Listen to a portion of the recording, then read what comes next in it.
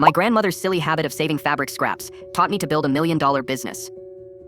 Something felt off when I mentioned Rosa's advice at my old team's happy hour at Murphy's Tavern. My stomach dropped watching their faces twist into smirks. Jake actually rolled his eyes and whispered something to Sarah. Their reactions made my hands shake more than losing my job did. I had no idea they saw me as such a failure already. The mockery got worse over the next 6 months. Jake posted on LinkedIn about people chasing get-rich-quick schemes instead of real coding jobs. Sarah told mutual friends I was having a quarter-life crisis with finger painting. When I bought $2,400 worth of brushes, inkstones, and rice paper, Mike literally laughed and said, "You could have bought a decent laptop instead of playing with crayons." At my nephew's birthday party, Jake cornered me and said, "Real engineers solve problems with algorithms, not arts and crafts." Even my own sister started introducing me as my brother who's taking a break from technology. The worst part was watching them get promoted to senior positions while I practiced brushstrokes 8 hours a day in my studio apartment. 2 years later, everything changed when luxury brand Hermes contacted me through Instagram. My calligraphy pieces had gained 50,000 followers, and they wanted custom scrolls for their Manhattan flagship store. The contract was worth $32,000 for 12 pieces.